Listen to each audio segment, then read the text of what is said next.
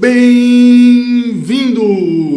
Está começando mais um Podtrem, o mais mineiro dos podcasts. Eu sou o Marcos Júnior e vou conduzir vocês por esta viagem louca de Minas Gerais para o mundo. E hoje o tema é publicidade, marketing digital, redes sociais. Com ele, um especialista. Paiva, muito bem-vindo, você que é especialista na área, o Paiva da Cortex, da agência Cortex. Bem-vindo, meu querido. Valeu, cara, é um prazer enorme, honrado por estar aqui, mais ainda em uma semana de aniversário do Podtrem, e quase que eu entro no clima mesmo, tive problema para chegar, então ia dar um bolo para vocês de aniversário, mas deu tudo certo, consegui chegar e estou realmente muito honrado de estar aqui, esse episódio que leva o nome de Minas na essência, então é uma honra muito grande. Muito obrigado, Paiva. É uma satisfação te receber. Gente, nós estamos aqui hoje com o Paiva, que é um dos maiores especialistas em marketing e publicidade das Minas Gerais. E ele vai dar dicas valiosíssimas sobre redes sociais, sobre marketing digital, sobre construção de marca, sobre branding. Então vamos começar. Vamos começar agora. E a gente sempre começa no Podtrem, Paiva, com a pergunta clássica. Aos olhos do Paiva, quem é o Paiva? Apresente-se pra gente. Já começa com uma pergunta, né? Pesadíssima. Mas as pessoas falam muito assim, é difícil a gente se apresentar. Eu falo, como assim, gente? Se você não soubesse se apresentar, eu entendo alguém de 8 anos de idade não saber se apresentar, se conhece há pouco tempo, né? Mas um senhor igual eu já tem que saber quem é. Aos olhos do Paiva, um latino-americano, sem parentes importantes e vindo do interior. Acho que a melhor apresentação é essa. Muito bom, meu amigo. E Paiva, quanto tempo no ramo do marketing, no ramo da publicidade, da comunicação? 18 anos. 18 anos. 18 anos. Um adulto de CNH já. Já atingiu a maioridade profissional, já 18 anos. Esse ano atingi a maioridade profissional já. E nesses 18 anos deve ter passado muita água debaixo da ponte, deve ter tido muito caso interessante que você vai contar pra gente. Você hoje é dono, você gerencia a agência Cortex, né? Quanto tempo da agência Cortex? Há quanto tempo a Cortex existe? 18 de profissão e 10 de Cortex. 10 anos de Cortex. Isso. Bacana. E hoje nós vamos conhecer um pouquinho da Cortex também. Você vai falar pra gente como que funciona uma agência nos bastidores, né? Na parte interna, na construção dessas marcas, correto? Correto.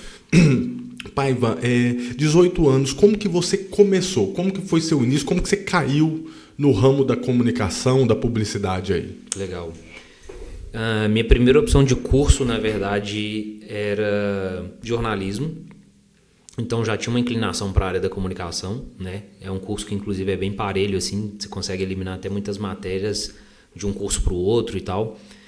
Entretanto, eu sou de uma origem muito humilde, em que muito cedo eu comecei a trabalhar para não para ajudar em casa. Quando eu comecei a trabalhar para comprar aquelas necessidades básicas que eu tinha mesmo, porque a minha mãe, né, meu pai faleceu há muitos anos, então minha mãe ela conseguia dar conta da casa, mas eu precisava trabalhar para comprar um tênis, para conseguir comprar um material escolar, às vezes. É importante falar isso, Paiva. O Paiva vem de família simples, de origem humilde, classe média, ou seja, pessoa comum?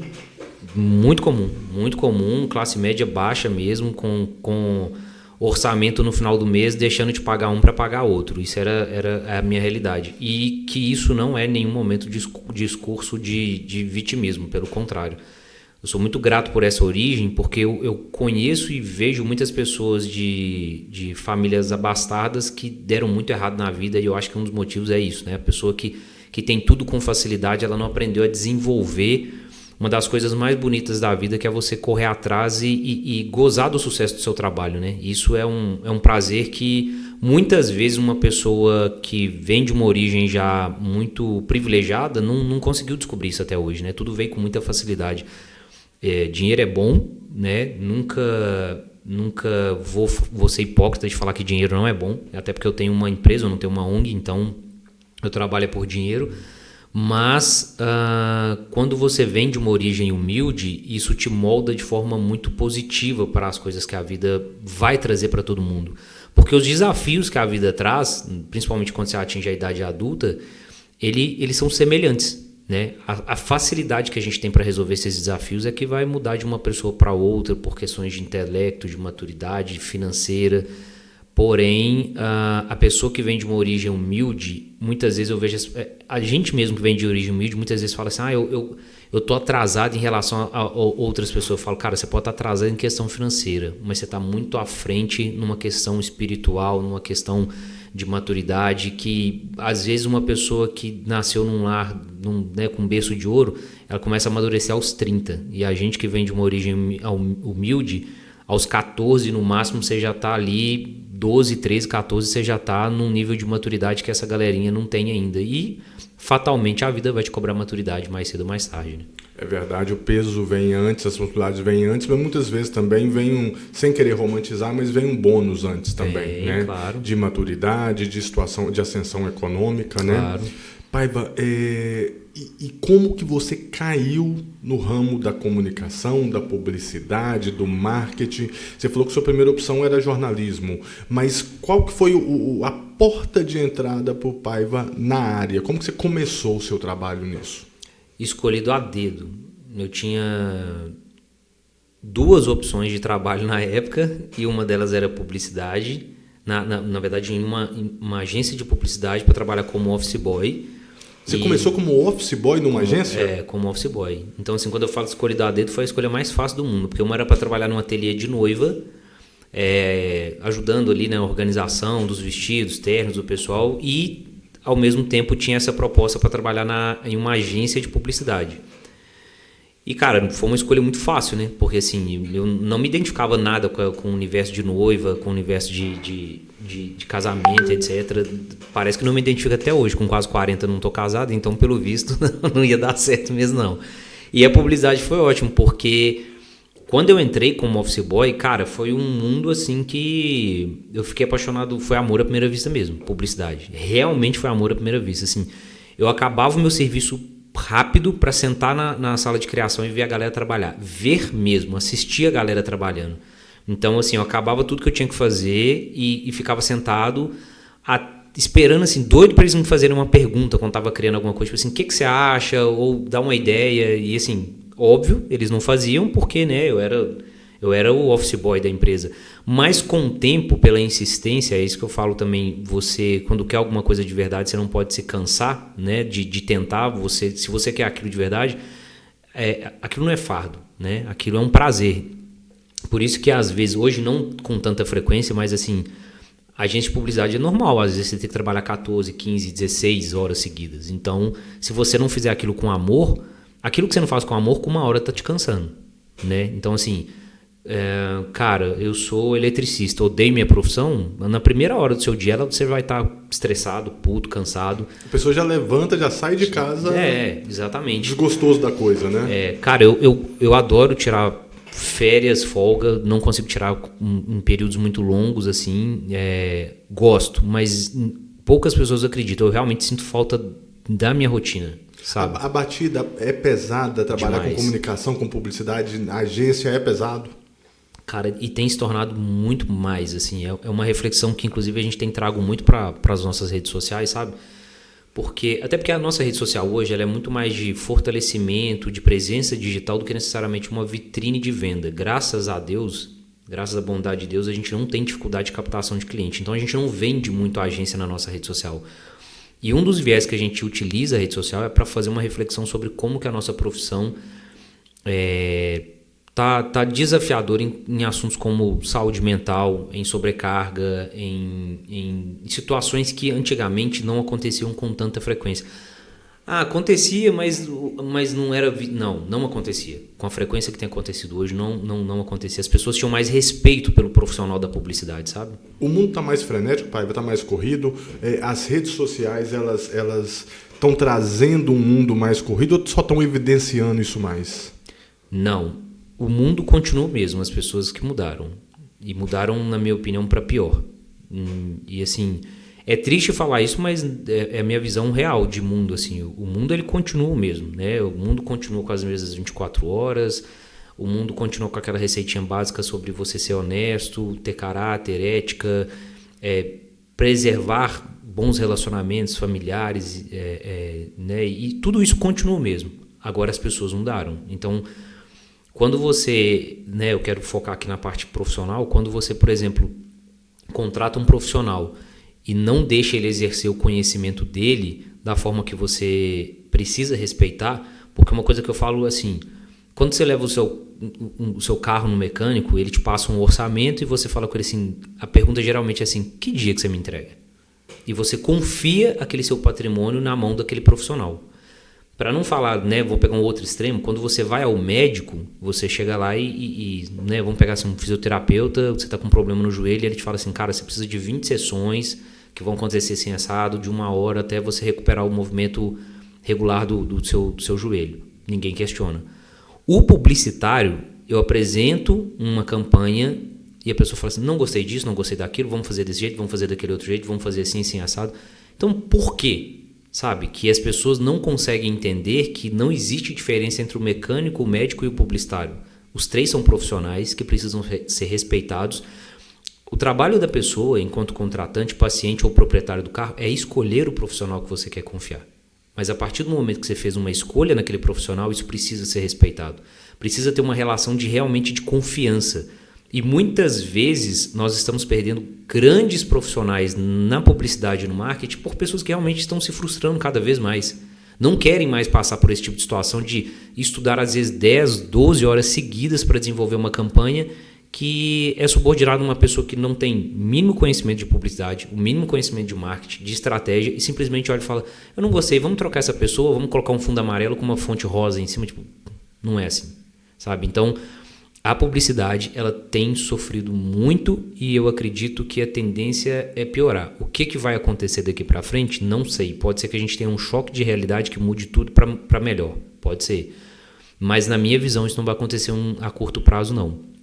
Eu, graças a Deus, consigo me posicionar de forma muito positiva com os meus clientes, sabe? Claro, tem muitas alterações no processo que a gente faz. Isso é natural do processo, não é isso que a gente está questionando. O problema é o que é uma alteração de gosto e o que é uma alteração técnica. Eu respeito que o meu cliente conhece o negócio dele muito mais do que eu. Ele vivencia aquilo ali todos os dias. Isso não é o problema. A questão é a forma como isso tem acontecido. Isso tem trago um prejuízo para o mercado muito grande e principalmente uma falta de alinhamento de expectativas, tanto do profissional que presta o serviço quanto do contratante.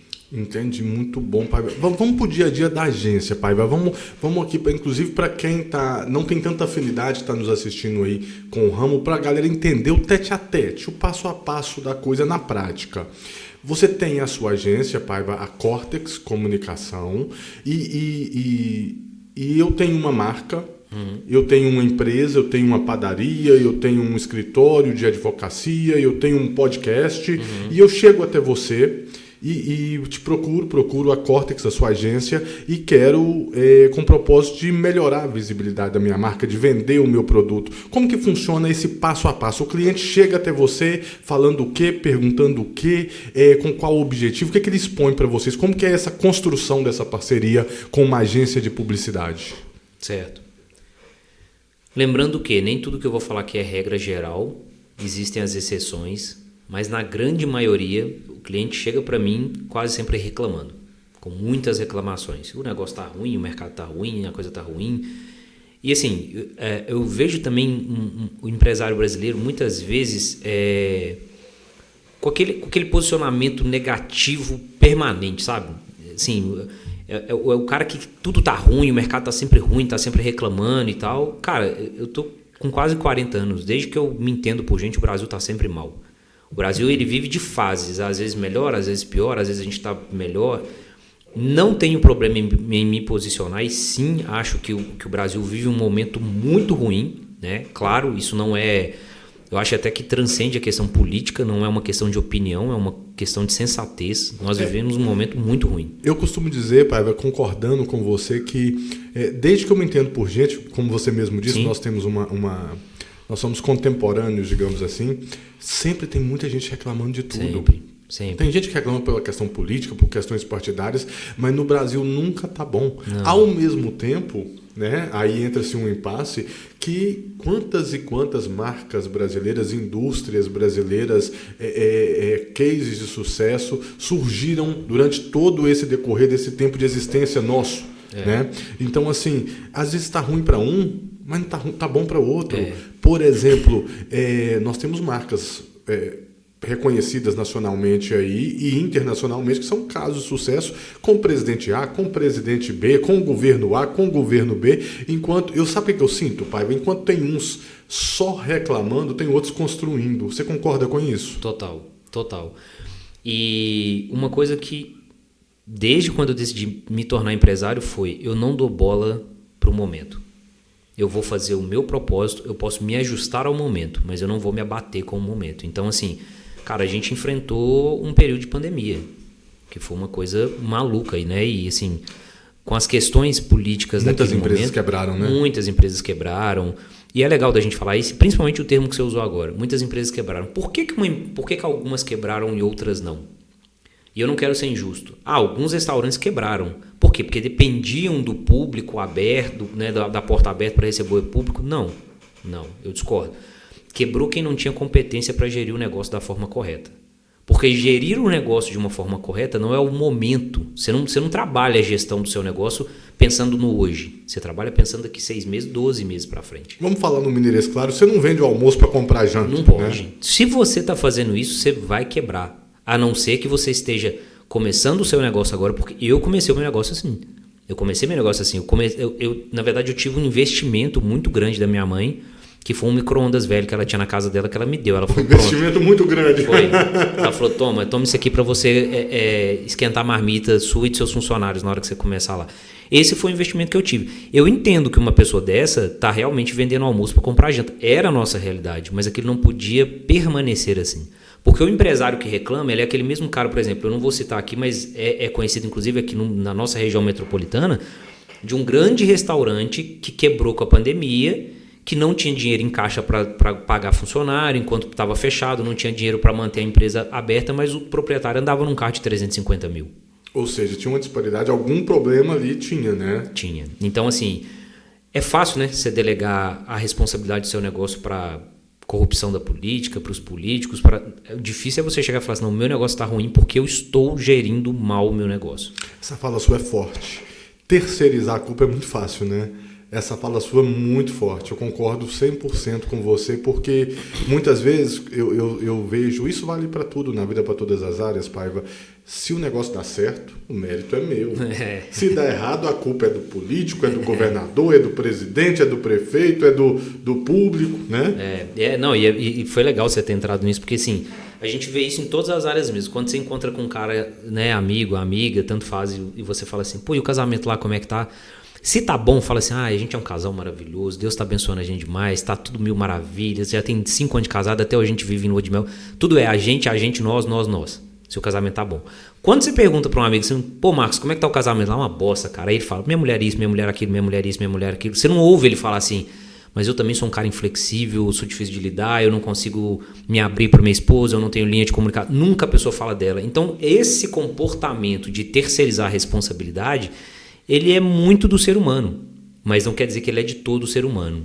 E geralmente o ser humano que encara suas responsabilidades, aceita as críticas e vai em frente, faz delas um combustível para a evolução, é o ser humano que de fato tem um bom relacionamento com a esposa, com o cônjuge, seja quem for, tem um bom relacionamento com os amigos, é bem visto pela sociedade e consequentemente tem sucesso no seu negócio. E aí negócio a gente pode entender que não necessariamente ser empresário, mas ele é um profissional de excelência naquilo que faz.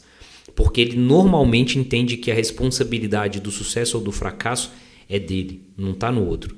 Então, você pode ter momentos diferentes e até dificuldades maiores ou menores em relação aos outros, mas isso não pode ser o seu argumento para justificar o seu fracasso ou sucesso. Muito interessante. Inclusive, trazendo isso para a minha realidade hoje do Podtrem, Paiva, eu falo sempre com a nossa equipe, eu falo, gente, ninguém faz nada sozinho, ninguém constrói nada sozinho. Então, se der certo, é todo mundo fazendo dar certo. Por exemplo, vocês estão vendo aqui o rosto do Marcos. O Marcos é o rosto, é a cara do Podtrem. Eu gravo, eu faço os episódios, mas nós temos nosso técnico, nosso filmmaker, videomaker, o Thiago ali, nós temos as meninas do social media, da comunicação, designer gráfico, então assim, tudo é uma construção coletiva, né? E no marketing, na publicidade, é coletivo também, Paiva, que a gente sabe que hoje ramificou muito, né? Sim. Principalmente marketing digital, tem várias funções. Fala um pouquinho pra gente dessas funções dentro de uma agência, olhada de dentro, por quem conhece de dentro, no seu caso. Como que funciona uma agência, Paiva? A agência, ela é uma ponte de ligação entre marcas e consumidores. Essa é a principal função de uma agência de publicidade. Inclusive, muitas pessoas procuram a agência com uma expectativa errada sobre: eu vou contratar uma agência de publicidade para vender mais. A agência de publicidade não vai te fazer vender mais. A agência de publicidade vai te fazer ser mais visto. Isso são coisas completamente diferentes. Eu até falo para todo mundo quando alguém vai nos contratar que: mas então você vai me fazer vender mais? Não. Quem vai vender mais é o seu setor comercial, que também depende de vários fatores. Se você tem um produto de qualidade, se a sua precificação está compatível com aquilo que você está oferecendo, se você é um estabelecimento que atende, né, de portas abertas, faz atendimento ao público, se você tem estacionamento para receber o seu cliente, como está o conforto, como está o nível de atendimento, tudo isso tem a ver com a possibilidade de você vender mais ou não. O marketing, ele tem que trazer mais resultado de visibilidade para sua marca ou para o seu produto. Então, assim, é ser mais visto. E aí, ser mais visto depende, sim, do marketing. Essa responsabilidade a gente assume sem nenhum medo. Então, a agência de publicidade, ela precisa sempre trabalhar para potencializar a visualização, o relacionamento e o reconhecimento do público-alvo com a marca. Porque também não é só aparecer para todo mundo, é aparecer para o público certo. E sim, existem marcas, produtos e serviços que vendem praticamente para todo mundo.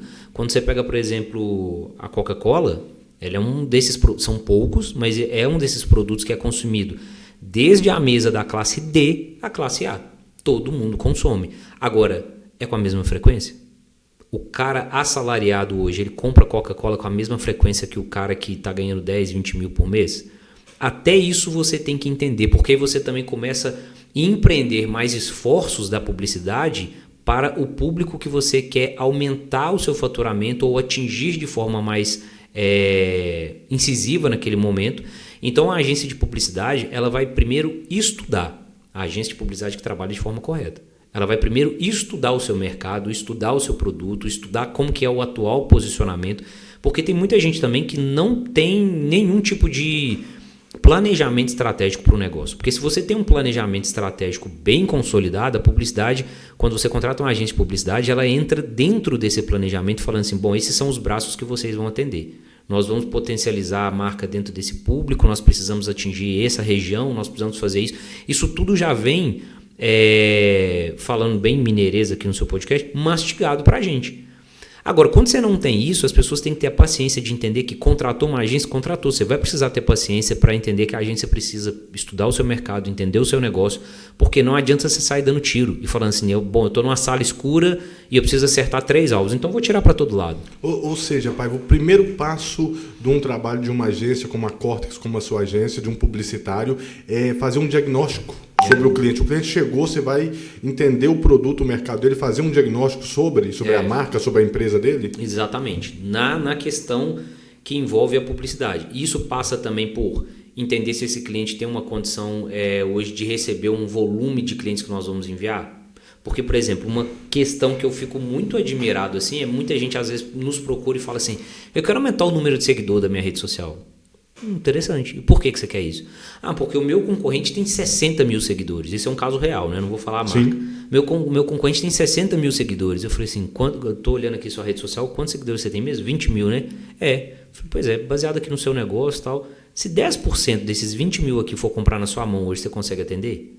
Como assim? 10% de 20 mil são 2 mil clientes. Se 2 mil clientes chegar lá hoje para comprar, você tem...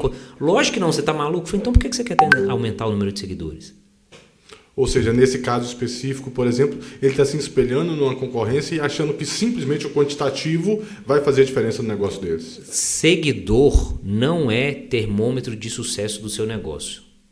Não é. Seguidor é uma coisa que só se preocupa com isso quem tem a vaidade frágil da rede social. Então, assim, o que você precisa entender? Do total de seguidores que eu tenho, quantos consomem, compram ou no mínimo criam um relacionamento com a minha marca?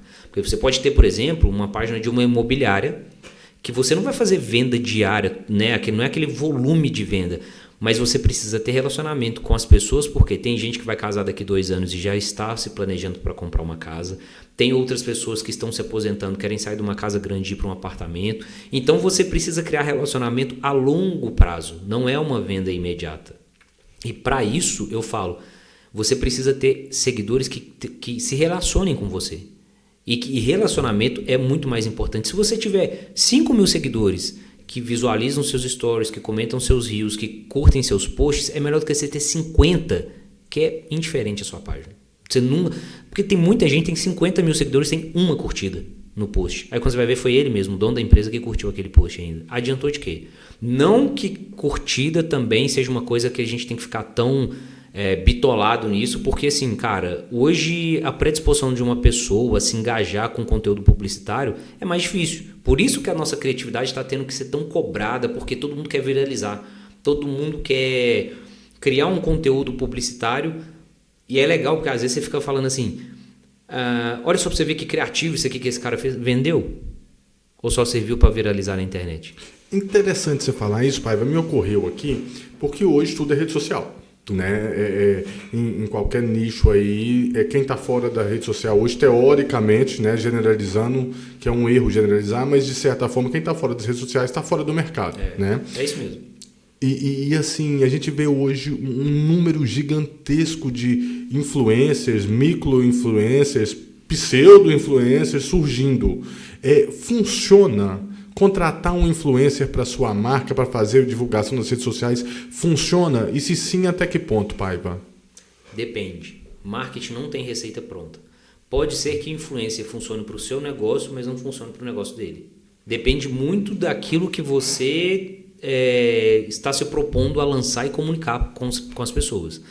Então, assim, depende do seu negócio, depende do influencer, depende da sua estratégia, depende de como que você vai trabalhar esse conteúdo, porque uma estratégia que a gente usa no marketing, que é do storytelling, é você criar meio que um cotidiano e trazer uma história fracionada para as pessoas acompanharem. Vamos começar te interrompendo, tá? Não, porque no marketing, na publicidade, nas redes sociais, no mundo de hoje, é inevitável, são muitos termos técnicos. Sim. E muitos termos em inglês, inclusive, sim, que se usa.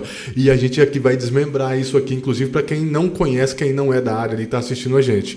Storytelling que você citou, conta pra gente o que é um storytelling. Primeiro dizer que eu também não gosto dessas expressões em inglês.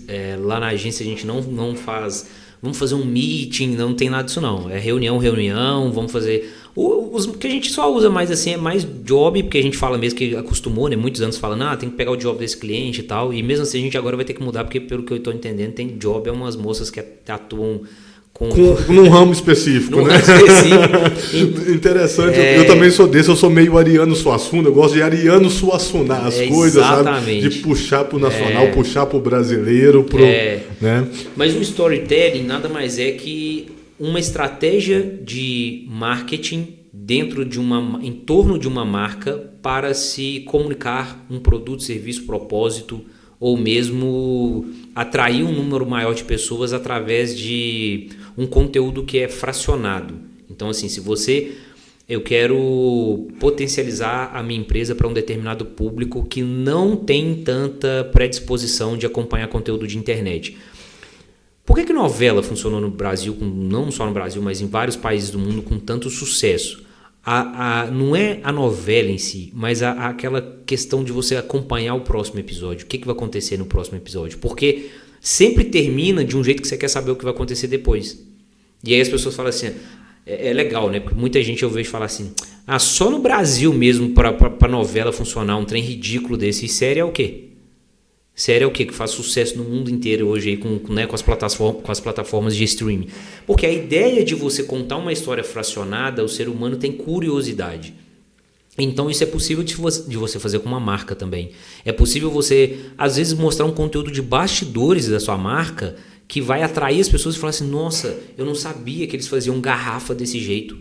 E aí você começa, você é uma empresa que produz embalagem, e aí você pode mostrar o bastidor, porque é algo comum, é acessível, todo mundo tem acesso a isso daqui.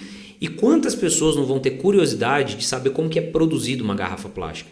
Só que aí isso precisa ser feito com influencer? Não necessariamente. Você pode ter uma pessoa da sua empresa que vai apresentar isso e tal, claro, uma postura profissional, da forma correta, roteirizado, porque o storytelling ele tem que ter roteiro, não dá para ser assim. Hoje vamos falar como produz a garrafa. A garrafa, gente, ela é assim, ó, ela é feita de plástico? Não pode ser assim. Seja antes de produzir esse tipo de conteúdo, você já tem que saber como que ele vai começar, quanto tempo que ele vai durar e como que ele vai ser produzido. Agora, influencer também funciona muito para essa estratégia. E funciona muito também quando você quer trazer alguma informação mais rápida, que aí o influencer pode ele gravar, por exemplo, 10, 12 stories que vão sair na sequência, que é quase que a mesma ideia do storytelling, vamos falar assim, mais amplo, só que de forma mais rápida. Então, por exemplo, nós atendemos um laboratório aqui em Betim, né? Não só daqui de Betim, eles estão presentes em outras cidades também. E influência para eles funciona. Porque, por exemplo, quando você mostra os bastidores de um exame de saúde que muita gente, por exemplo, tem medo, né? E eu respeito super cada um com seus medos, cada um com suas questões, muita gente tem medo de agulha. Agora, quando você humaniza um processo de exame laboratorial com uma pessoa conversando tranquila, mostrando que é tudo feito de forma humanizada, que o atendimento acontece com uma forma muito bem estruturada, que a pessoa vai chegar ali, vai ter um atendimento adequado, que depois daquele atendimento a pessoa vai ser amparada para tomar um café, e, enfim. O influencer falando isso com a pessoa que é seguidor dela, que já confia nela, ele tem uma predisposição maior de ir naquele laboratório. Porque ele fala assim, o Marcos Júnior, que eu sigo ele foi lá, ele foi super bem atendido, o pessoal lá é bacana, não vai chegar e tirar meu sangue de qualquer jeito, não vai machucar meu braço e tal. E aí você gera confiança através daquele influencer. Mas aí eu preciso ter essa confiança. Esse storytelling, essa construção desse storytelling, então dessa historinha, né? Vamos simplificar. Bem como o uso de influencers, eles funcionam, inclusive, a gente pode considerar passar essa credibilidade ou essa segurança de aproximar o público, tipo assim, se fulano foi e eu gosto dele, substitui aquele antigo tete a tete, aquela recomendação do boca a boca, seria mais ou menos isso? Exatamente isso. O influencer, ele é o boca a boca com um tiro de canhão, né? Porque você tem influencers aí com 100, 200, 300 mil seguidores, ou mesmo os micro-influencers, como você falou, eu não descarto eles nas campanhas dos meus clientes, porque tudo depende da estratégia. Nós já contratamos influenciadores digitais com 4 mil seguidores. Nossa, mas é pouca gente. Não, qual que é o engajamento que ele tem? Como que é o relacionamento dele com os seguidores dele? Ele tem 4 mil seguidores só, verdade. Só que desses 4 mil, 3 mil interagem com ele de verdade, segue o que ele fala, acompanha e consome aquilo que ele indica. Isso para mim é mais importante do que um que tem 30 mil seguidores e que eu vejo que não tem engajamento. E aí entra na parte do estudo que eu te falei, lembra? Não é simplesmente assim, contratei uma agência, a agência sabe o que fazer. A agência que te fala que já sabe o que fazer pro seu negócio, tá mentindo. É a agência Pinóquio. Nenhuma agência tem receita pronta para algum comércio, para um serviço, para um produto, para uma marca. A estratégia vem do estudo e não o contrário. Eu não faço estratégia e começo a aplicar ela. Não, eu estudo o seu negócio para entender qual que é a melhor estratégia e a partir da estratégia que eu vou fazer uma aplicação ao seu negócio. Muito bom isso e forte, inclusive. Muito forte isso que você falou. Tem muita agência picareta no mercado, Paiva? Como qualquer outro segmento. Como tem escritório de advocacia, como tem mecânico, como todos. A agência de publicidade também, não está isento. Não está isento. Não está isento. Tem os aventureiros, tem a galera que fala, promete coisas que são impraticáveis, principalmente em questão de prazo, que fala assim, não, em 6 meses eu vou transformar o seu negócio, você vai alcançar X de faturamento. É possível, mas isso não pode ser vendido da forma como está sendo vendido, sabe? E eu acho que até o próprio mercado vai excluindo esses aventureiros, esses picaretas com o tempo, porque se eu contrato alguém para prestar um serviço para mim, o serviço não é legal, ele não entrega o que foi prometido, o que foi alinhado, automaticamente eu não contrato mais e inclusive não indico. Né? E até deixo de indicar e às vezes, né, tem muita gente que inclusive faz a recomendação inversa, digamos assim, né, do tipo de serviço. Ou seja, o próprio mercado acaba excluindo, né? acaba excluindo e o problema não é errar. Nós erramos. Nós não chegamos em 10 anos só com acertos, não. Pelo contrário, a gente errou muito, não tenho dificuldade em admitir isso. Ser transparente é a melhor forma. Inclusive, empresas que vendem a ideia de que são perfeitas é errado, não recomendo isso. Você precisa, sim, admitir as suas fraquezas, e toda empresa tem fraqueza. Toda empresa tem fraqueza. Tem um professor meu da faculdade, o Roberto Correia, ele falou um negócio que eu nunca esqueci. Ele falou assim, você nunca vai conseguir entregar essas 3 coisas juntas. Nunca. Se você tiver um preço bom e tiver um prazo bom também, aquela sua qualidade pode ser que não seja tão boa. Porque você vai cobrar barato e vai entregar rápido. Ninguém que cobra barato e entrega rápido tem qualidade. Ninguém. Em qualquer negócio. Se você tem uma excelente qualidade e você consegue de forma diferenciada no mercado por uma equipe muito grande, ou seja, como for, entregar com rapidez, você não vai cobrar barato por isso. Por quê? Porque você faz um serviço muito bom e você, além de fazer um serviço muito bom, você entrega com prazo que todo mundo quer. Só que você não vai cobrar barato por isso. Você pode até começar a cobrar barato, mas em pouco tempo você vai falar assim, não, peraí, todo mundo está me procurando, eu vou precificar melhor isso aqui. Entendeu? Então, assim, essas 3 coisas nunca vão andar juntas. E a Cortex não foge disso. Então, assim, nós também erramos. O problema é quando o erro se torna rotina no seu negócio. Né? Você, em um determinado projeto, estourar o prazo, em uma determinada campanha, você não conseguir atingir o resultado que você planejou, são coisas naturais, fazem parte do processo de qualquer negócio, mas isso não pode ser rotina. A nossa rotina lá é o acerto, é a produtividade e é transformar os resultados. Quando acontece um erro, isso tem que ser muito bem estudado, tem que ser mensurado, entender onde foi o erro no processo e não também falar assim, mas o cliente...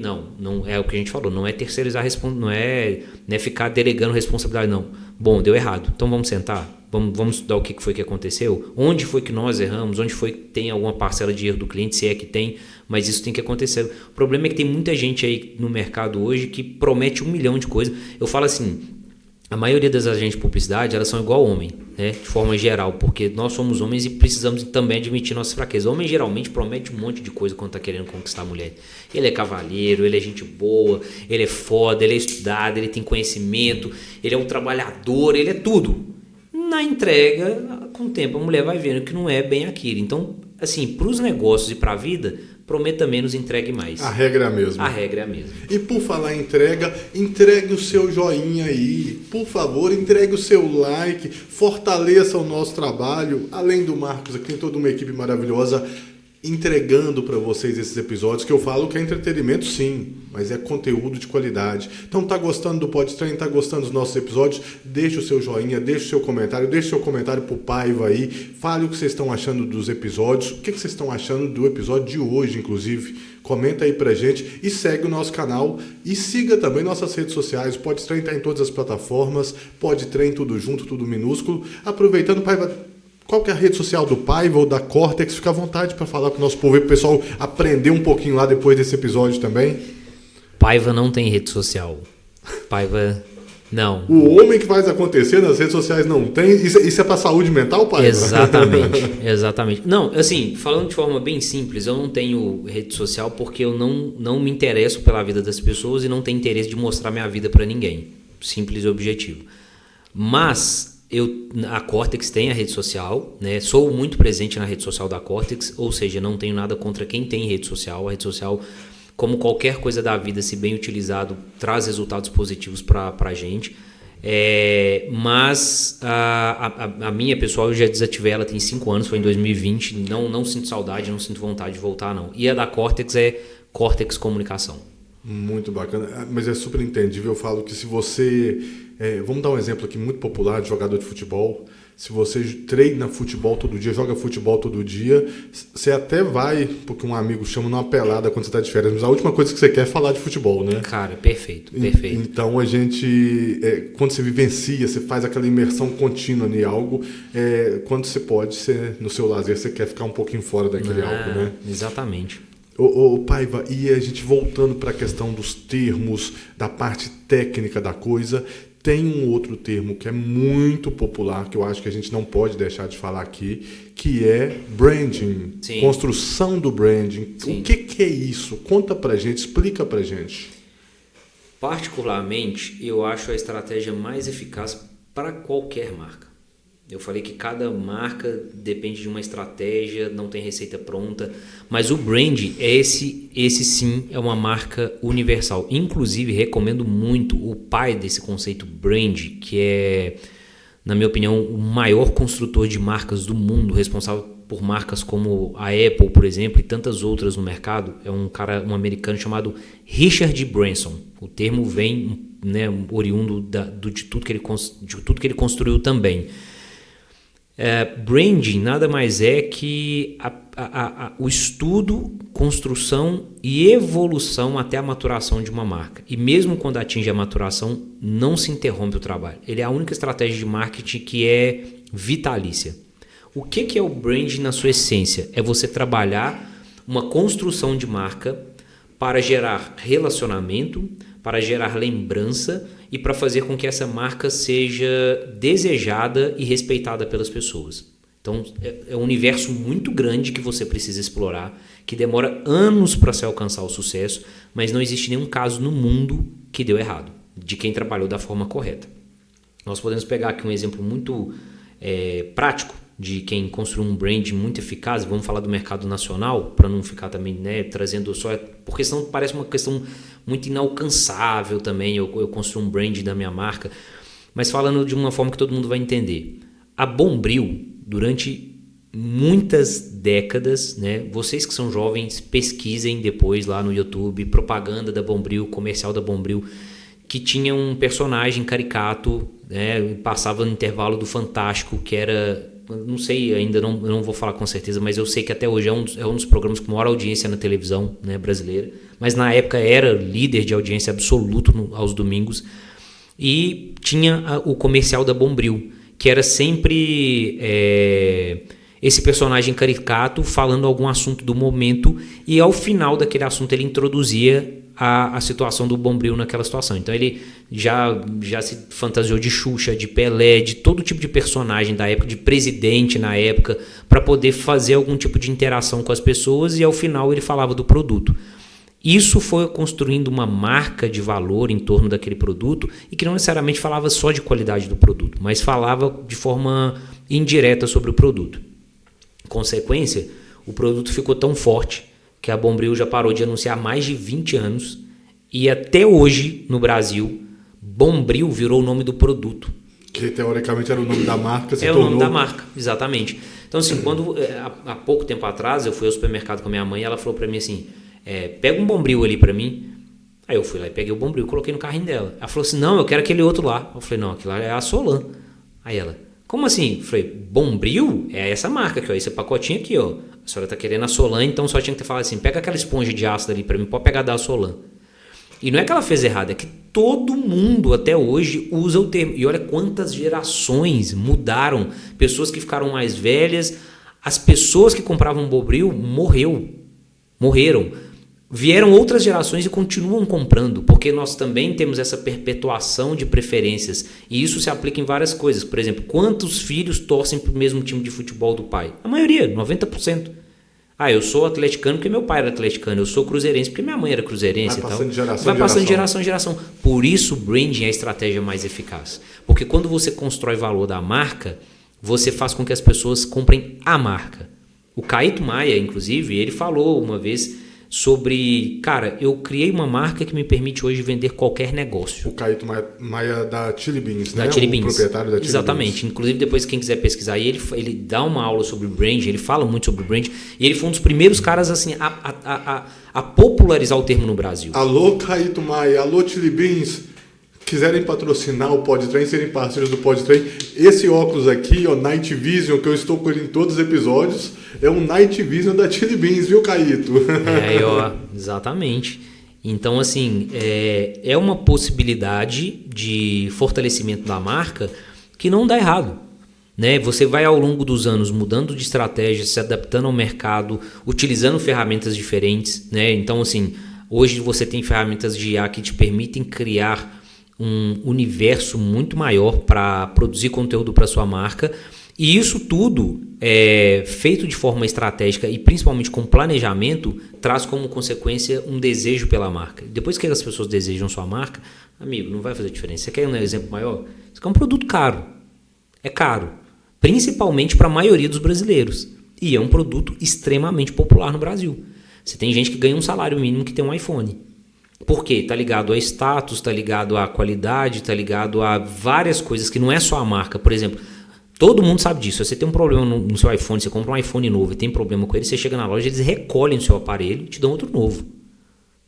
Então, isso passa credibilidade. Credibilidade, né? Em torno da marca. Fideliza, né? Um termo muito usado também, né? Exatamente. Quando eu volto para minha casa com um aparelho novo, ao invés de ter ido para uma assistência, que eu vou ter problema, que eu vou ter que ficar entrando em contato, que eu vou ter que ficar perguntando se o meu telefone está pronto, volta em encontro com você e fala assim, cara, meu iPhone deu problema, foi lá, os caras trocaram para mim na hora.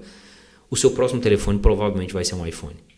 E aí esse boca a boca começa a acontecer em torno da marca com questões positivas.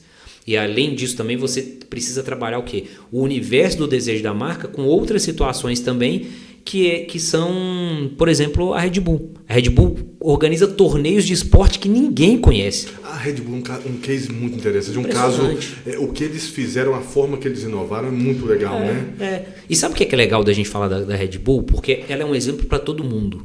Mas poucos querem fazer o que a Red Bull faz. Vou trazer uma realidade assim, para exemplificar. Todo mundo acha o máximo a marca da Red Bull. Todo mundo aplaude a marca da Red Bull. E muitos empresários, quando você vai conversar, inclusive para mim, assim, eu já ouvi, não foi uma nem duas vezes, as pessoas falando assim, cara, eu queria que minha marca fosse igual a Red Bull, assim, que todo mundo conhecesse. Eu falo, você quer fazer o que a Red Bull faz? Ah, mas eles têm muito dinheiro. Tem, mas quando eles começaram, eles não tinham, não, eles já faziam. Então, assim, o cara quer ser visto como a Red Bull é. A Red Bull tem uma estratégia, que é o que eu falei. Sem estratégia também você não chega a lugar nenhum, você fica dando tiro para todo lado.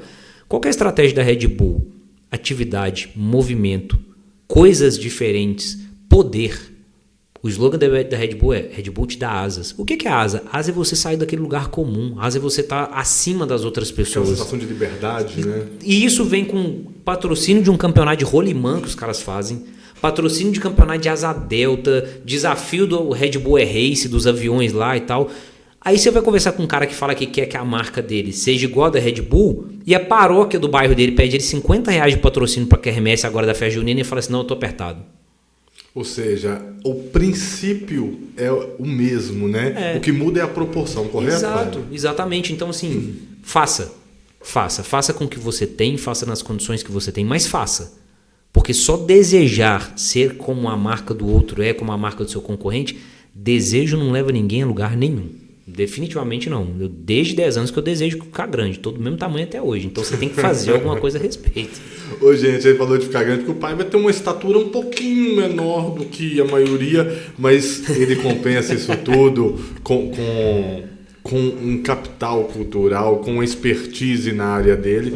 Inclusive, a pessoa só chegou aqui numa Harley Davidson. Eu filmei, vou mostrar para vocês. Acompanhem lá no Instagram, nos stories do Podtrem, que eu vou filmar ele chegando na Harley Davidson dele, para vocês verem como que o rapaz é grandão, viu? Não. Para quem... Ele tá sendo gentil comigo, tá? Para quem não dá para ver por aí porque a gente tá sentado, eu sou praticamente um anão médio. Eu não sou aquele anão tradicional, mas eu também não sou um adulto normal. Um anão médio, pra vocês terem ideia. Ô, pai, você tava dando um exemplo, cara, e é uma coisa assim que sempre me chamou muita atenção, eu sempre gostei. A gente, por estar na área de comunicação, né, eu sou um comunicador, estou esse humilde comunicador aqui com vocês à frente do Podtrem, trazendo conteúdo de qualidade para vocês junto com a nossa equipe, como o pai vai estar dando aula aqui pra gente hoje. E os outros episódios, acompanhem, assistam os outros episódios, cada episódio com um tema, mas como eu sempre falo, com figuras mineiras. Nosso nicho é o quê? É mineiridade. Por isso que a gente está aqui para valorizar figuras mineiras. Sempre falei com todo respeito a todos os estados do país, mas podcast sempre eixo Rio-São Paulo, principalmente em São Paulo, os grandes do Brasil. Por que não um podcast mineiro? E humildemente é com essa finalidade que o Podtrem surgiu. Nesta semana de aniversário já são 5 meses e para comemorar esses 5 meses de Podtrem Podcast, graças a vocês, estamos com esse papo tão bacana, com um convidado tão especial que é o Paiva. Mas aí, Paiva, voltando, você citou o exemplo da propaganda do Bombril. Propagandas, a gente sempre tem alguém que tem na mente propagandas icônicas que ficaram na memória, né? Sim. Aquele saudosismo bom, que inclusive a propaganda remete a isso. Sim. Me remeteu, enquanto você falava, me remetia a vários exemplos. Eu lembro do baixinho da Kaiser. Sim. Eu lembro da C&A com a propaganda icônica também, com aquele personagem, o Sebastian. Uhum. Me remeteu uma propaganda do Guaraná com pizza, Guaraná com pipoca, com a musiquinha, com os jingles, né? A construção desse branding, dessas marcas com essas propagandas. A propaganda ela é fundamental, né? Hoje a gente tem as redes sociais, ainda tem a TV e vai ter sempre, mas isso era muito forte nos anos 90, anos 2000 com a TV. Qual que é a força real de uma boa propaganda em uma marca? O suficiente para fazer o seu negócio ser um sucesso ou fracasso. Muito bom, e pode realmente transformar. Por exemplo, nós estamos citando aqui, eu acabei de citar propagandas de 20, 30 anos atrás, né? Que você não esquece. E propagandas que, assim, cara, o que é importante pra gente? As pessoas precisam entender que fazer propaganda não é a grande questão. Fazer uma propaganda bem feita é um desafio para qualquer marca. Ficou mais difícil porque, felizmente, o mundo mudou por um lado e, infelizmente, por outro. Ele mudou também, pelos mesmos motivos. Então, o que eu quero dizer com isso? Propagandas que ficaram, né, como você disse muito bem, icônicas, que se tornaram inesquecíveis, hoje em dia elas já não funcionariam. Isso aqui é um exemplo clássico, assim, e que bom que elas não funcionariam, porque a sociedade evoluiu nesse sentido. Propaganda de cerveja, igual você falou do baixinho da Kaiser, sempre tinha umas 50 mulheres de biquíni lá. Inclusive envelheceram muito mal esse tipo de propaganda. Muito né? mal. A sociedade assim, mudou, como você disse, mudou, que bom que mudou. Que bom que mudou, porque assim, existia... O produto ali não era a cerveja, o produto ali era a mulher. Né? O produto ali era a mulher. E assim, era um negócio tão absurdo que as mulheres ficavam de biquíni rebolando enquanto os caras tomavam cerveja. Uma coisa que se você fizer hoje, para qualquer marca de cerveja, você é cancelado em minutos. É uma exposição né, a objetificação de um corpo como, né? Que bom que nós estamos evoluindo. Sim, mas por outro lado, a parte que a gente também tem que prestar atenção que não foi bom ter mudado, que na minha opinião não foi bom, é que naquela época as pessoas não se ofendiam com facilidade. Né? Nos anos 80, 90, as pessoas elas tinham uma fibra de resistência maior para situações que elas olhavam e sabiam dar risada daquilo e não necessariamente se ofender. Hoje, na minha opinião, as pessoas também se ofendem com muita facilidade. Paiva, mas assim, é uma riqueza de temas muito grande dentro da área da comunicação, da publicidade, do marketing. Estamos citando esses exemplos dessas propagandas, né? Falamos dessas propagandas icônicas, principalmente nos anos 90, 2000 da televisão, como algumas inclusive envelheceram mal. Isso. Você tem algum publicitário, porque normalmente sempre houve, o Brasil formou e tem grandes publicitários, a gente sempre ouve que algumas pessoas se inspiraram ou tiveram como exemplo algum publicitário. Tem algum que o Paiva gosta do trabalho e no início pelo menos se espelhou? 3. Eu não consigo falar de um, consigo falar de 3, porque os 3 para mim de diferentes formas, e eu me inspirei neles em também diferentes formatos, deixando muito claro que não como pessoas, né, cada um tem sua particularidade, mas como profissionais. Eu citaria o Nizam Guanães. Ele para mim é um cara muito diferenciado. Ele é um publicitário respeitado no mundo inteiro, é um brasileiro respeitado no mundo inteiro.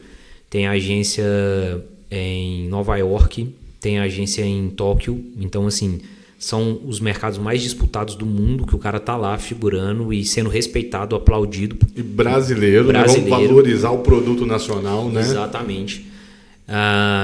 O outro também, que assim como o Nizam, baiano também, que é o Duda Mendonça, que aí eu já gosto muito dele pelas questões de estratégia política que ele desenvolveu.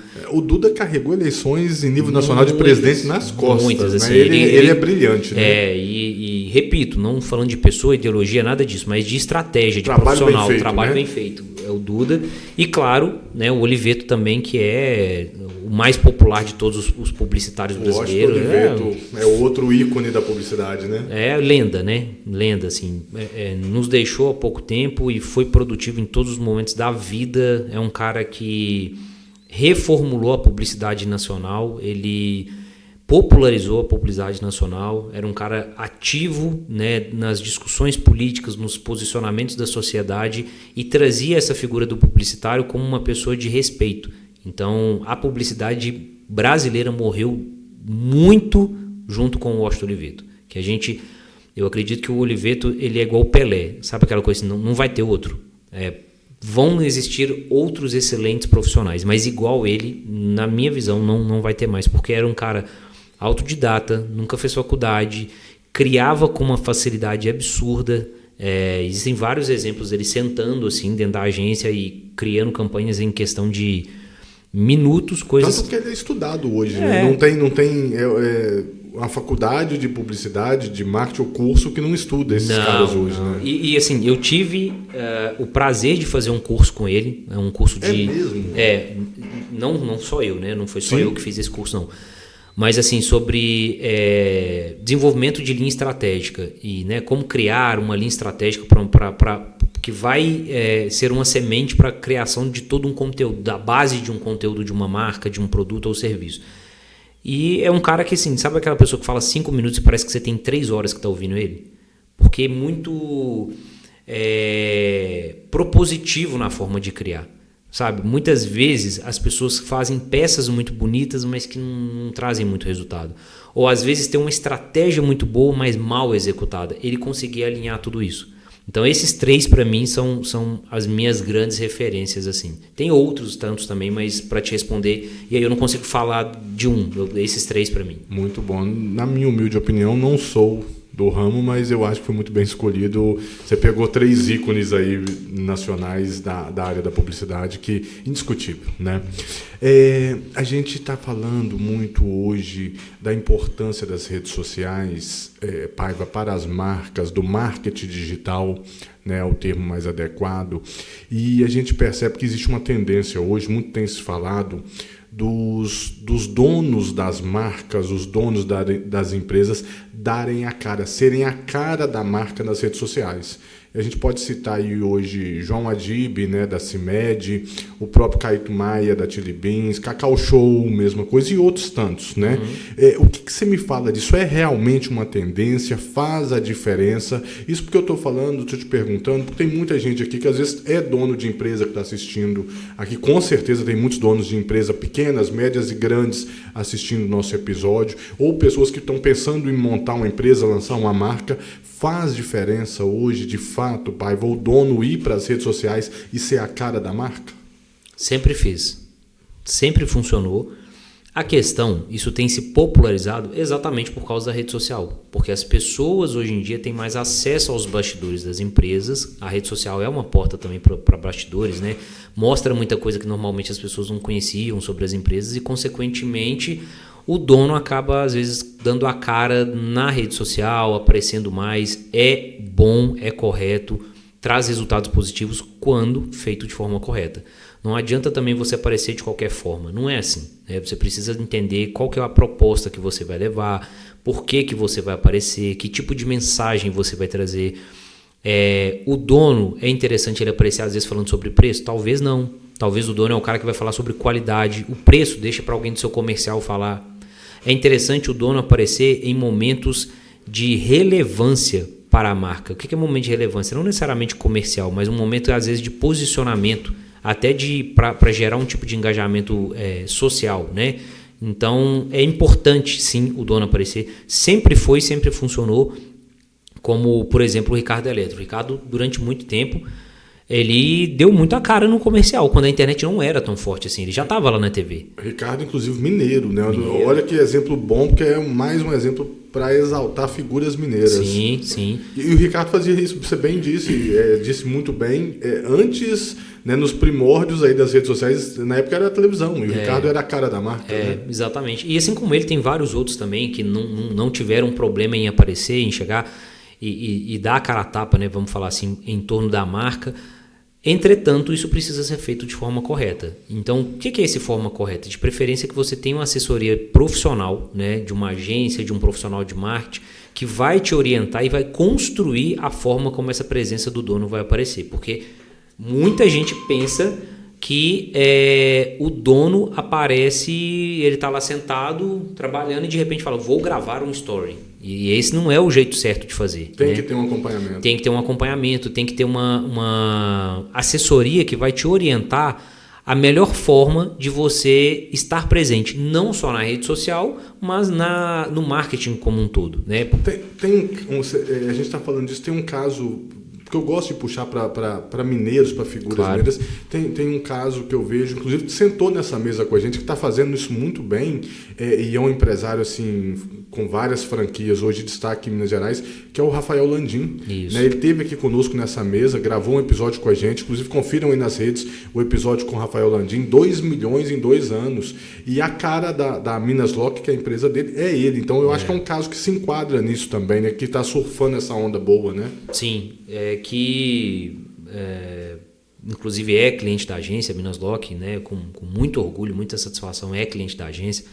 O Rafael é meu amigo também, além de cliente, e é um cara que fez isso, inclusive dessa forma. Né? Quando a gente começou a trabalhar, ele não tinha visibilidade na rede social dele, né, ele não aparecia na rede social da marca, a gente vendeu essa ideia para ele, ele comprou isso de forma muito...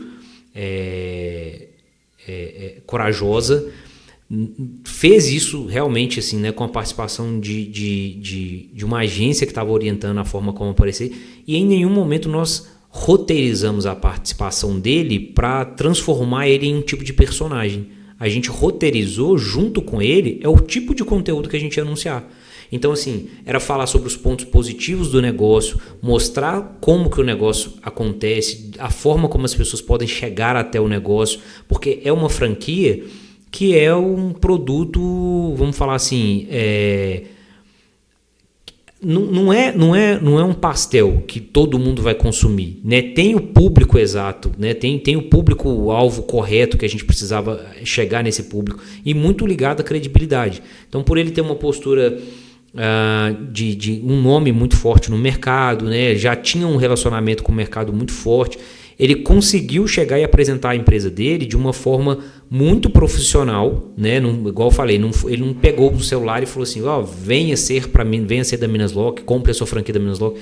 Não, nós não vamos falar para as pessoas comprar a franquia, nós vamos mostrar os pontos positivos da franquia para que a pessoa se identifique com eles. E dentro da expectativa que a pessoa tem de empreendedorismo, ela escolhe a Minas Lock, né? Porque é natural também, se escolher outro negócio, cada um escolhe aquilo que está mais dentro do seu guarda-chuva. E dentro disso ele começou a apresentar os pontos positivos, do jeito dele, com as palavras dele. Nada disso é escrito, fale isso. Não, o dono aparece do jeito dele, falando com o jeito dele, mas isso precisa ser pensado antes de ser gravado. E essa que é a diferença. Achei muito importante você falar isso, Paiva, porque o Rafael sentou aqui com a gente, o Landim sentou aqui com a gente, e realmente ele é aquilo ali, tem a pegada dele, tipo assim, não tem forçação de barra, porque a gente percebe com uma instrução errada, por exemplo, ou a falta de uma instrução, de uma assessoria, de uma agência assessorando, né? A gente percebe que muitas vezes a pessoa quer transformar, a gente sabe que a pessoa é uma coisa e chega lá, ela simplesmente entra nas redes sociais e quer se tornar outra. E não é por aí, né? Não. O público sente isso, Paiva. Sente e se afasta. Isso é fato, assim, sabe? Por exemplo, o Rafael é um cara muito comunicativo. Ele era um 220, ele vai gravar um vídeo, às vezes eu tô com ele assim, fala galera e tal, não sei o que. Ele é aquilo ali. Nunca a gente orientou ele a deixar de ser aquilo ali. Nunca. Ele é aquilo, e até porque ele faz isso muito bem. Por mais que eu trabalhe com ele, eu nunca quis moldá-lo para ser do meu jeito. Eu, por exemplo, sou totalmente diferente do Rafael. O Rafael é um cara comunicativo de massa. Eu sou mais assim do diálogo, né? Igual, não tenho dificuldade para vir aqui conversar com você, participar de um podcast e tal. E nunca tentei orientá-lo a mudar o jeito dele, porque as pessoas já o conheciam daquela forma. Então, se você quer vender credibilidade para as pessoas, o primeiro passo é não mudar quem você é de verdade. Né? E isso é muito importante, porque assim, se você é uma pessoa para cima, animada e tal, continue sendo assim, só que torne esse tipo de conteúdo que você faz profissional, Não é sobre mudar quem você é sobre ajustar a sua fala. E isso é totalmente diferente. Muito bacana. Inclusive, nós estamos falando sobre marcas, sobre construção de marcas. Você tem uma marca aí, quer ter sua marca aqui com a gente no Pode Trem Podcast, o mais mineiro dos podcasts, com conteúdo de qualidade, quer ser parceiro, tem uma marca de pão de queijo, tem uma marca de energético, de bebida, quer ter seu produto aqui com a gente? Pode Trem está aberto a parcerias, está de portas abertas para poucas e boas parcerias. Faz contato, manda mensagem lá no nosso Instagram, no nosso DM lá, estamos à disposição. E dentro dessa parte de construções de marcas, não podemos deixar de agradecer, como eu sempre falo, tudo na vida é uma troca, ninguém faz nada sozinho. Um abraço aí para os nossos queridos cegonheiros, motoristas cegonheiros, um abraço para o pessoal do Cimoceng, o Sindicato dos Motoristas Cegonheiros aí, sindicato sério que faz um trabalho incrível, a galera do trecho que trabalha pesado, que transporta carro aí para toda a América do Sul. Aquele abraço, Cimoceng, Tatu, Dr. Gustavo, um abraço a todos vocês aí, o Delcio, pensa numa galera bacana, galera. Mas, voltando, Paiva, é muito tema, é muito assunto, mas me surgiu uma curiosidade. Como que funciona o dia a dia dentro de uma agência? Estou curioso para saber. Por exemplo, como que funciona a Cortex? Como é que é a sua equipe? A gente sabe que hoje marketing digital, por exemplo, tem uma ramificação muito grande, copywriter, gestor de tráfego. Como é que funciona uma agência vista de dentro? Sim. Insano. Visto de dentro parece um hospício, cara. Um plantão médico de um hospital do Rio de Janeiro, 3 horas da manhã. É isso que parece. Cara, é insano o ritmo, assim. Mas não é exclusividade da Cortex. Hoje, quem trabalha com marketing já se adaptou a esse tipo de ritmo. É uma pressão que não é saudável, né? Novamente, admitindo fraquezas, admitindo erros. Não é saudável a forma como a gente trabalha. E, repito, não é a agente Cortex somente. Empresas do setor da comunicação de forma geral. Você pode pegar aí até mesmo uma redação hoje de veículos de imprensa, de mídia, né? A comunicação ela trabalha num ritmo acelerado todos os dias. As pessoas se adaptam, a gente meio que, né, fez isso, assim como, né, o plantonista, o cara que está fazendo uma cirurgia, que está atendendo um plantão, às vezes ele está ali há 20 horas trabalhando, se programando para ir embora, chega um determinado paciente e ele fala, eu preciso ficar mais. O publicitário, a agência de publicidade, quem trabalha com marketing é assim. Por quê? Estamos criando uma campanha do Dia dos Pais. Deu 6 horas, a campanha não está pronta, mas a sua linha criativa está bem estruturada na sua cabeça, você não vai embora. Você vai terminar de conceber aquela ideia, de estruturar aquela ideia, de definir aquele conceito da campanha para você ir embora. E que horas você vai acabar? Não sei. 9, 10. Então, assim, isso é comum? A gente faz isso todo dia? Não vamos ficar aqui também mentindo, não. Não é todo dia que isso acontece. Mas em determinados períodos, isso é necessário. A minha equipe é uma equipe hoje dividida entre a galera que é fixo, né, que trabalha com a gente todos os dias. Inclusive é uma galera muito bacana, não tenho reclamações deles. E tem também os terceirizados, que são, por exemplo, hoje o tráfego da agência ele é terceirizado, é feito com um profissional que fica fora da agência. Editor de vídeo, né, é uma pessoa que está dentro da equipe e a gente trabalha todos os dias, mas ele não fica dentro da agência, vamos falar assim. Até porque no ramo é muito comum o termo que a gente usa no popular, o freela, né, o famoso freelancer no ramo é muito comum. Exatamente. Né? Então, assim, como a demanda desse profissional ele consegue conciliar às vezes com 2 ou 3 empresas, por exemplo, a pessoa que faz essa parte para mim hoje, ela atende 3 agências ao mesmo tempo. Então, ele tem as minhas demandas, ele tem as demandas de outras 2 agências que ele absorve isso. Por quê? Por maior que seja o volume de vídeo também, é um conteúdo diferente de rede social, que você cria quase que 24 horas por dia. O vídeo você precisa de tempo para editar, para trabalhar, para roteirizar e tal. O processo de edição não é uma coisa que você pode pressionar o profissional para fazer, ele precisa fazer aquilo de forma muito... quase que artesanal, eu falo, cara, pincelar mesmo, isso aqui ficou fora, eu vou colocar esse ritmo aqui eu vou colocar uma trilha que vai casar com essa cena. Engraçado você falar de edição, Paiva, me remeteu, sabe, porque muitas vezes, gente, vocês veem lá, vocês acham que a pessoa está fazendo um storyzinho avulso e viralizou? Acontece. Vamos dar um exemplo clássico aí, o Luva de Pedreiro, né? Sim. Que hoje, milionário, venceu na vida, saiu de baixo, que fazia lá, mas eu estava lendo sobre, ele fazia incessantemente todos os dias. Era constância até um viralizar. Mas onde eu queria chegar, Paiva, é que assim, parece que as pessoas acham que alguém fez um storyzinho lá e viralizou. Não, às vezes são vários, são 500 que ela fez para um viralizar. E muitas vezes, dentro da questão da edição, você acha que a pessoa fez avulso ali? Não. Como o Paiva disse, a trilha sonora, o corte, a transição de uma imagem para outra, aquilo foi construído por um profissional. Então não se enganem, pessoal. Aquele storyzinho que você acha que é bobo, que é automático ali, aquele Reels, e aquilo ali foi construído por um profissional, né, Paiva? Exatamente. Principalmente hoje com um acesso mais popular da inteligência artificial, né?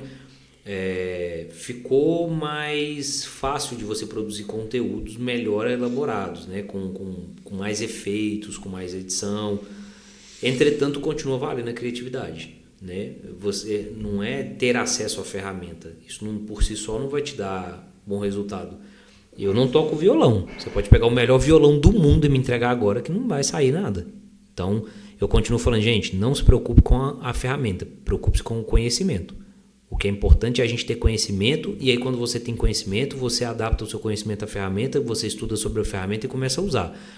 Então, tanto para edição quanto para qualquer outro setor, né, que a gente possa trabalhar dentro da agência, a ideia é sempre essa de evolução, porque o nosso mercado realmente ele continua evoluindo quase que diariamente. Nós estamos em julho, eu fiz um curso em janeiro que está obsoleto. E não foi um curso barato, foi um curso de 3 dias, foi um curso que demandou assim, um ritmo muito acelerado de aprendizado, porque era muita coisa para passar em 3 dias, e hoje é completamente obsoleto tudo que eu aprendi. Rede social muda muito, né? O marketing muda muito, a propaganda, mas a rede social, o algoritmo muda muito, né? Para quem não sabe, a gente tem redes sociais aí que tem 2 algoritmos diferentes, a mesma rede, tem outra que tem 3 outros tipos de algoritmo. O algoritmo pega, Paiva, na questão do marketing digital especificamente, é difícil entender, trabalhar, decifrar os algoritmos? Muito porque você começa a estudar e aprender, e quando você aprende e começa a aplicar, ele muda de novo. Então, falando de uma forma que todo mundo entenda, basicamente por exemplo, no início desse ano, carrossel estava perdendo engajamento. Publicar conteúdo em formato de carrossel... No Instagram especificamente? No Instagram, não estava dando tanto resultado mais. Isso foi em fevereiro, nós estamos em julho, o carrossel voltou a ter uma audiência muito boa, voltou a ter uma entrega boa do algoritmo. O algoritmo começou a entender que as pessoas gostavam de carrossel de novo, e aí tudo que a gente estava fazendo, que já não estava funcionando, voltou a funcionar, o que não estava funcionando passou, o que não funcionava mais voltou a funcionar de novo. Então assim, é confuso até para eles, e é nítido isso, porque assim, eles vão muito na margem daquilo que tem mais entrega. Então eles começam a ter resposta das pessoas, eles mudam a plataforma. Se eles mudam a plataforma, a gente precisa mudar a nossa forma de trabalho. E você sempre está tendo que se adaptar à plataforma. E nem sempre eles ouvem o que o público quer também. Muitas vezes, assim, por exemplo, criar conteúdo de Reels.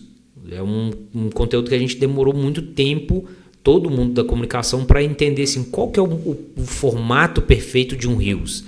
Precisamos criar um Reels, o ideal é que ele tenha ali 60 segundos, em que você vai fazer início, meio e fim, 20 segundos de introdução, mais 20 segundos ali de proposta do que você está vendendo e 20 segundos de persuasão. Beleza, todo mundo está alinhado, curso tal, aquele negócio todo está alinhado. E de repente o Reels não funciona mais assim do jeito que funcionava antes. E depois volta a funcionar de novo.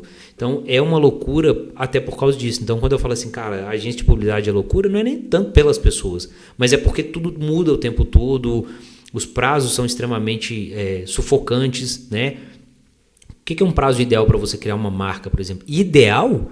60 dias. Esse é o prazo ideal.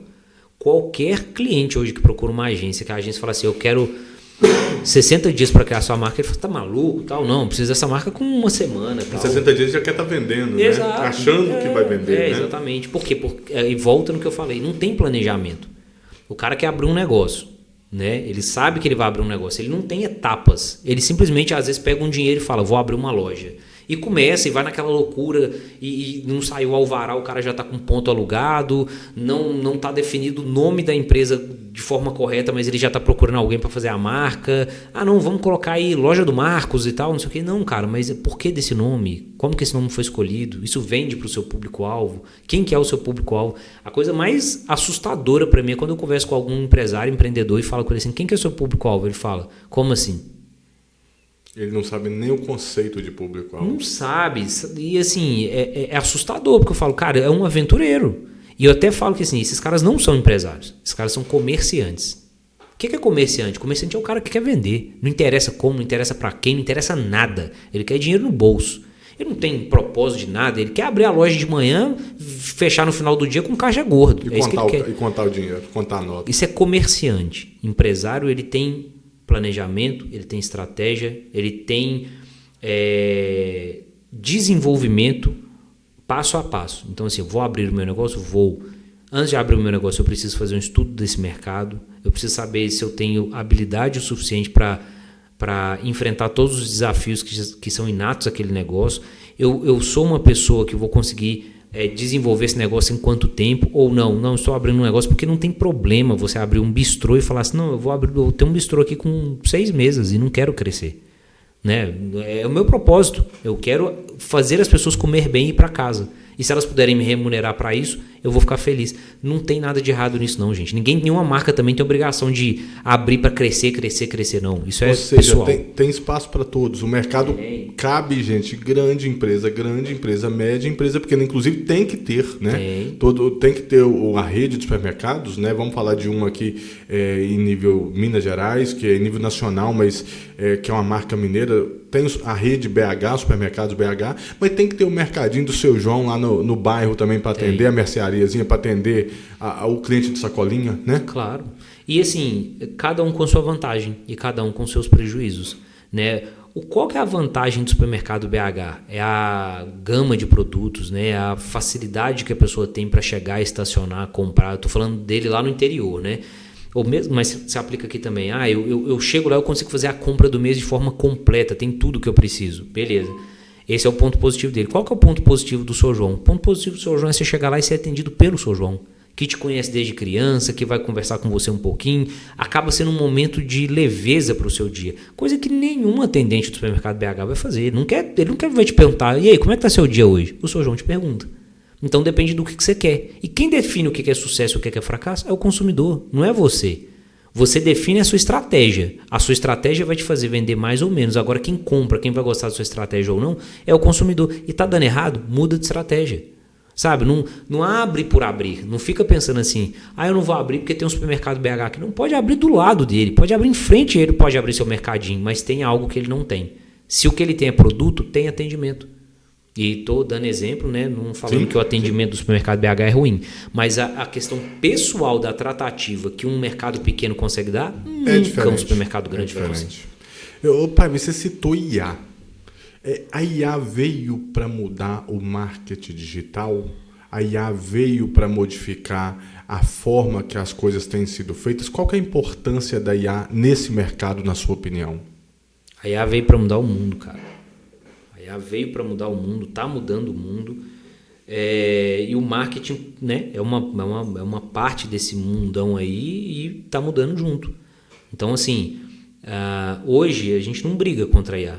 E quem for inteligente já entendeu que brigar contra a tecnologia é pedir para quebrar. Né? Taxista tentou fazer isso. Não quebrou, mas perdeu uma fatia de mercado absurda para os aplicativos de mobilidade. Porque quando saiu, tenho certeza que você e quem está nos assistindo vai lembrar a quantidade de protesto de taxista que fez, agredia o motorista, briga e tal. Adiantou de quê? Resolveu o quê? Aquela brigaiada. Até porque não é na base da porrada que você resolve o problema profissional. Né? É com diálogo, é com as partes envolvidas sendo ouvidas, é regulamentação de uma determinada atividade, assim como eu defendo a regulamentação da IA, porque como tudo na vida pode ser usado ponto positivo e negativo, a quantidade de fraude, de fake news. Recentemente fiquei sabendo de pessoas que manipularam fotos numa escola, colocaram alunas nuas através do recurso da IA. Então a IA é só coisa boa? Não, a IA também tem coisa ruim. Quer dizer, a IA é boa, As pessoas são ruins e usam as ferramentas, às vezes, de forma negativa. Fazem uso errado. Que né? fazem uso errado. As pessoas que acabam sendo ruins, algumas pessoas que Desde fazem... Né? que o mundo é mundo, o ruim do mundo são as pessoas. Nossa, pai, você está muito negativo. Não, é cheio de gente boa. E exatamente porque tem tanta gente ruim que a gente precisa insistir em sermos bons seres humanos, né? Mas qualquer coisa que chega hoje, ela revoluciona demais o mercado do marketing. A IA fez isso, né? A IA permitiu que a gente hoje conseguisse fazer em horas o que a gente gastava meses para fazer. Então, assim, tem vídeos que hoje a gente faz em uma manhã que a gente gastava, cara, 1 mês, 2 meses para fazer o vídeo. Desde sair, filmar, editar, roteirizar e etc. Às vezes você demorava 2 meses para produzir um conteúdo institucional, que você dependia de agenda, né? Às vezes as pessoas envolvidas, não, esse aqui só pode gravar tal dia, o outro que também vai aparecer no vídeo só pode gravar tal dia.